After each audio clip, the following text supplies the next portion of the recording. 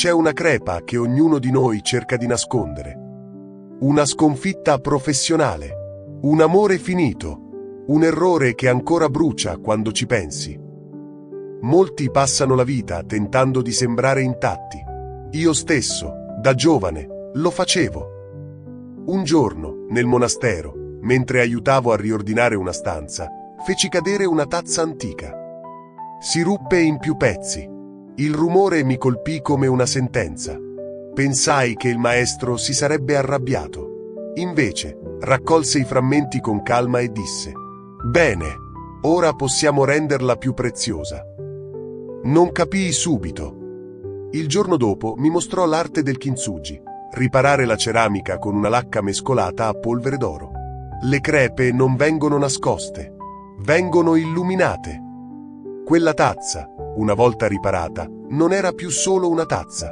Era una storia visibile. Era fragilità trasformata in bellezza. E allora compresi qualcosa che cambiò la mia vita. Anche l'anima può essere riparata con l'oro.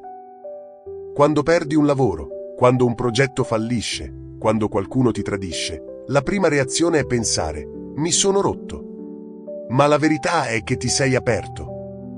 Ogni fallimento lavorativo ti costringe a guardarti dentro, a capire cosa conta davvero, a sviluppare competenze che prima non avevi. Ogni trauma personale ti rende più empatico, più profondo, più umano.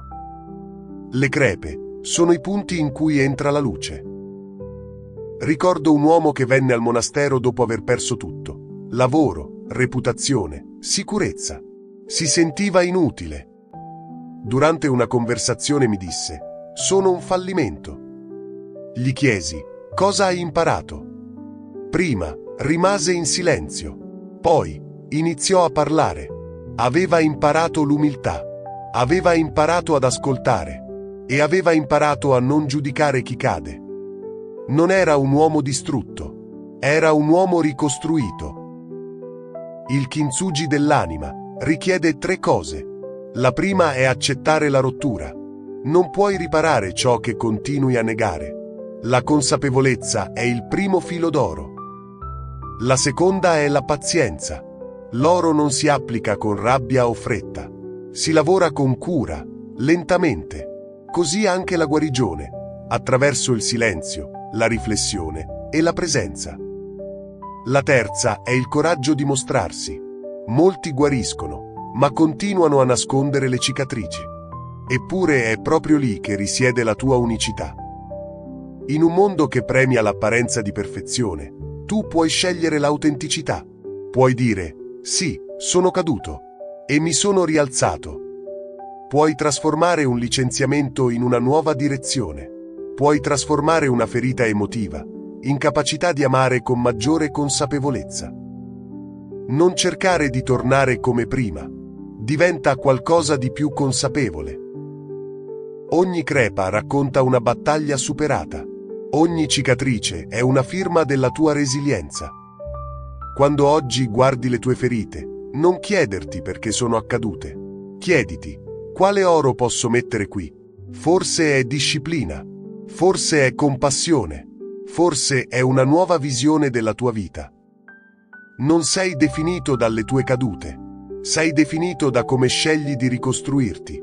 E ricorda questo: una tazza intatta è comune, una tazza riparata con l'oro è unica. Così sei tu. Prenditi un momento oggi per sederti in silenzio e osservare le tue crepe. Non con vergogna, ma con rispetto. Lì dentro c'è la tua forza. E quando imparerai ad amare le tue imperfezioni, non cercherai più di essere perfetto. Cercherai di essere vero. Perché ogni anima che impara a brillare nelle sue crepe illumina anche il cammino degli altri. Se questo messaggio ha risuonato in te, metti like al video, iscriviti al canale e scrivi nei commenti ciò che porterai con te.